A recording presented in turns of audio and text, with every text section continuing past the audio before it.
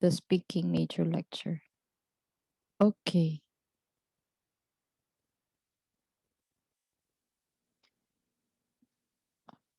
All right. OET, OET speaking subtest. Okay, so tonight or in today's lecture, we're going to talk about the speaking, what is about speaking subtest. So the speaking subtest is delivered individually and takes around 20 minutes. And you take this part of OET using materials specifically for your profession. So the OET is divided into three different stages. We have the warm-up stage and the first role play and the second role play.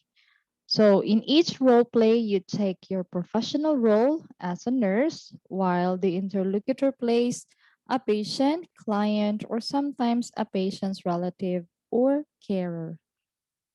So the speaking subtest, as I have said a while ago, you have uh, on the first part, actually, the interlocutor would ask about your identity. So you have to show your passport or your national ID. So we have PRC ID. All right. So it will be checked by the interlocutor, and there is a warm up questions or short warm up conversation about your professional background, and the role plays are introduced one by one.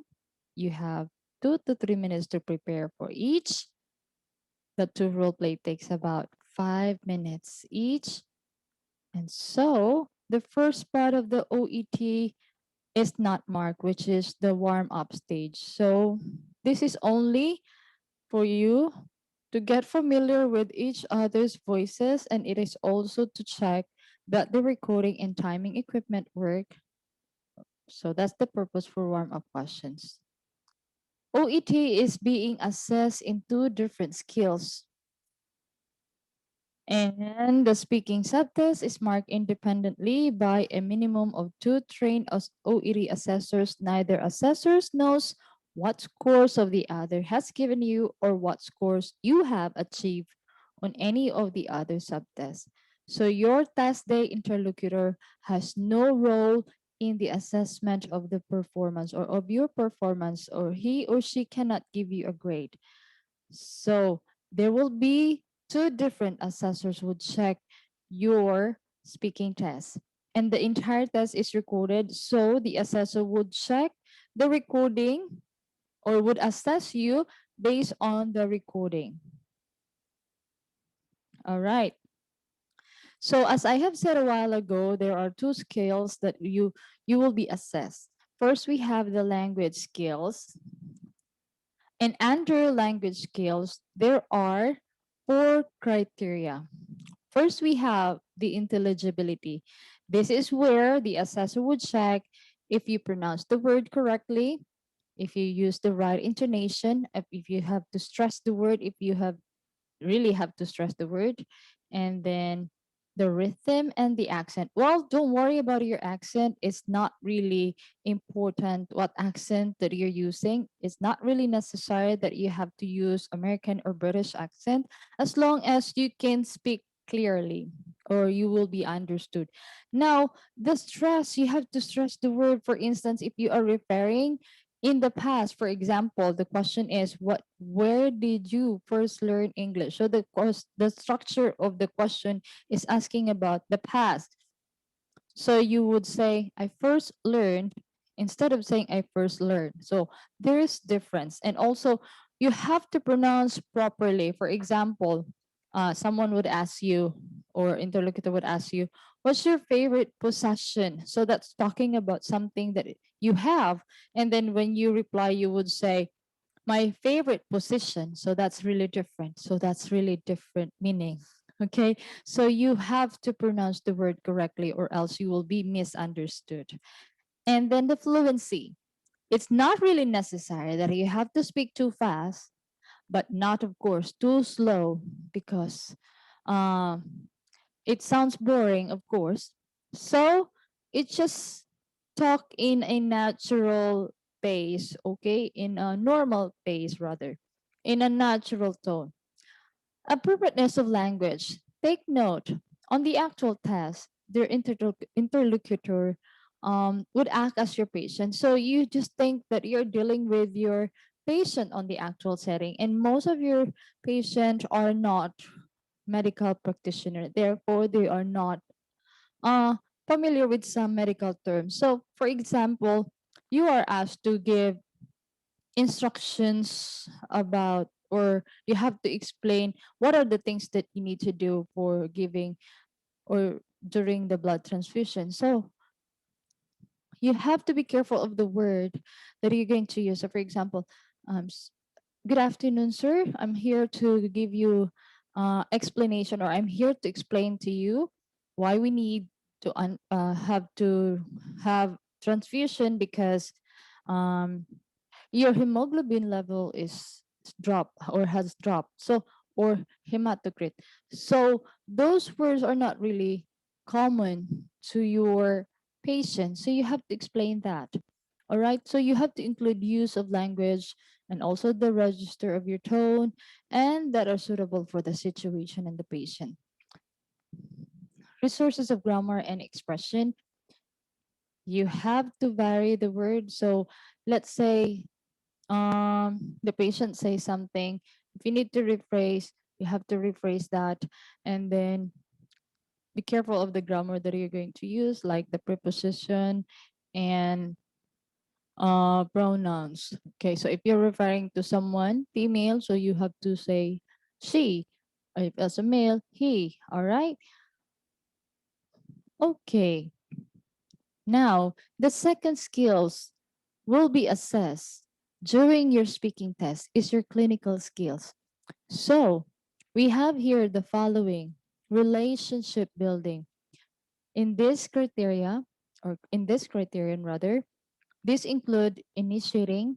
So how you initiate the conversation, how you begin your conversation. Take note, you're the one taking the test. So it's very important that you have to remember that you will be the one to initiate the conversation. Most especially the interlocutor would signal you that you can start now. So you're going to greet your patient. So good morning. My name is Rochelle Brown. I am here to discuss to you on how to do self-insulin administration. And so you have to also demonstrate an attentive and respectful attitude, adopting a non-judgmental approach and showing empathy to the patient's predicament. So once the patient would express what they feel, so for example, they would express that they're worried of something, you have to show empathy. So you have to say, I understand where you're coming from. Oh, I'm sorry to hear that. But okay, for example, the patient would say, I am afraid of needles. All right. Okay. I understand why you're feeling that way, but I can assure you it doesn't hurt you. So you have to show empathy. All right. Do not say, oh, you're so coward. It's just a little. Don't have to say that. Do not judge your patient.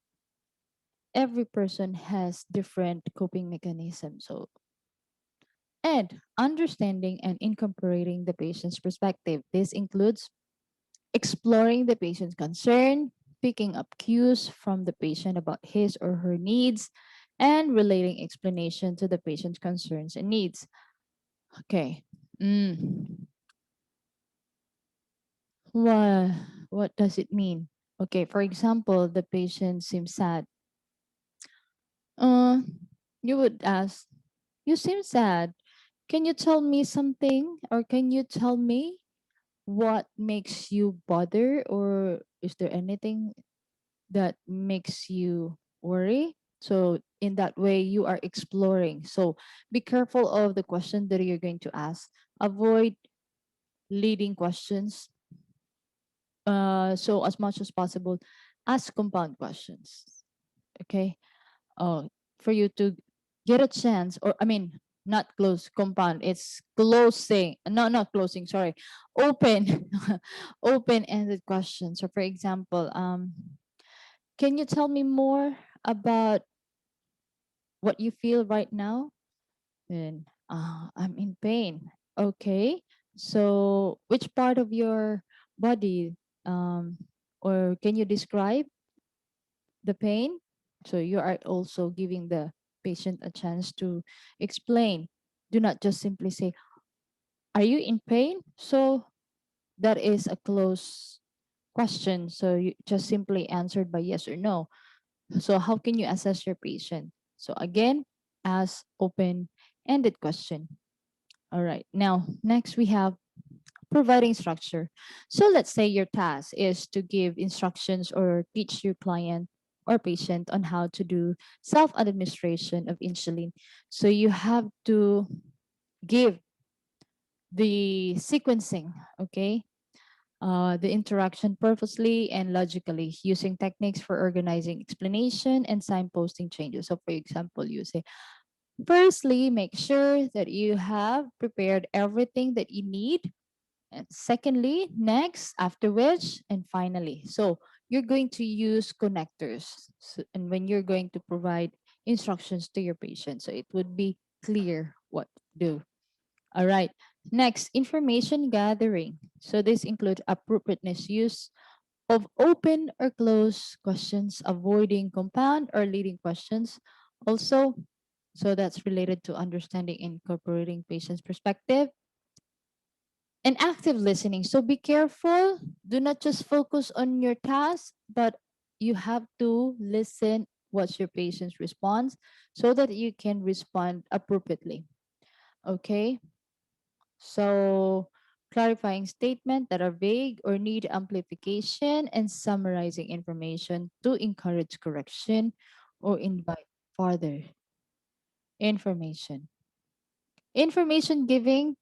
So, this includes, okay, for example, once the interlocutor would signal you that is about to conclude or about to end, the speaking is about to end, then you're going to say, okay, so those are the things that you need to remember, or please don't forget what I have told you.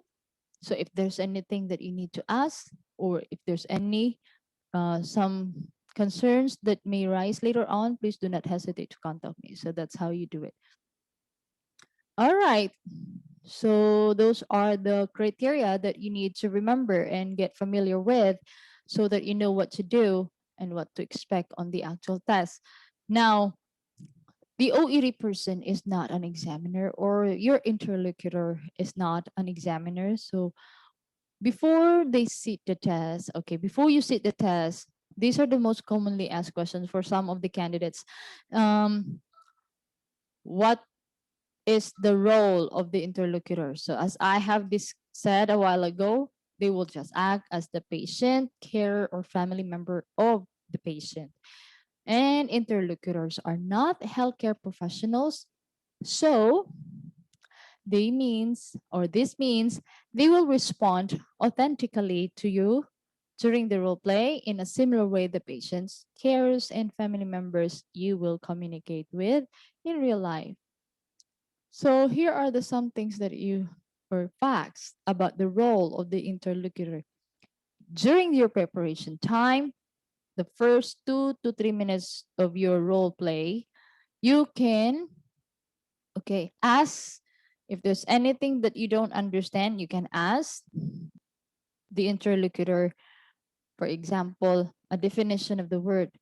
That's only during the preparation time, not on during the role play. So they will tell you when to start and stop the play. And if the interlocutor does not understand something you have told them about their treatment, of course, they will ask you for clarification. Once again, don't forget, they are not healthcare professionals. So if you use some medical terms, try to explain that in a lay terms.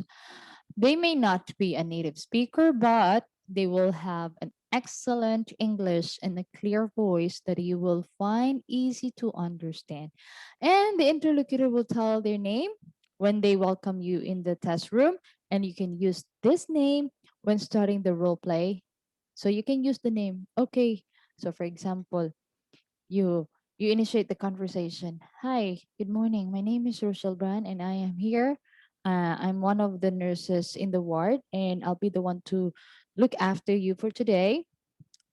May I ask for your name for clarification or verification, please? So, hi, my name is Anna. Okay, so you can use her name. Okay, you want to address something or give instructions to Anna.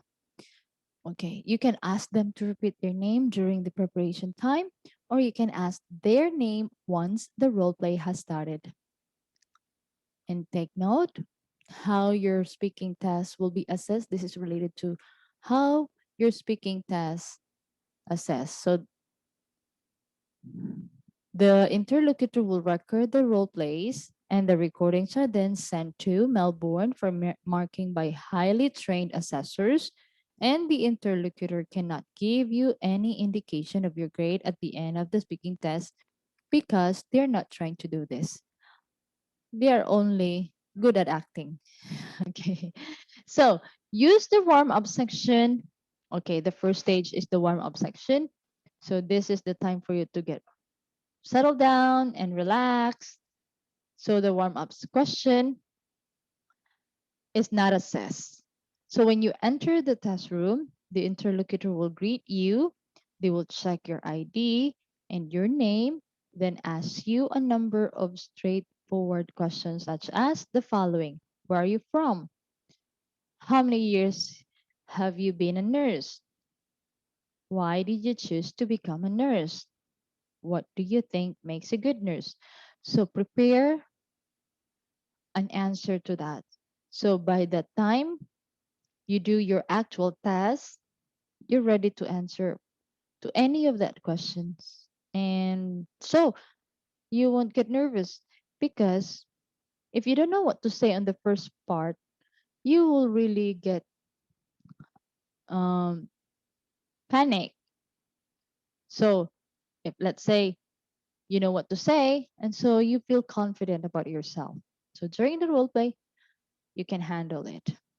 Okay, so the purpose of these questions is to try to help you relax and become familiar with the interlocutor's voice.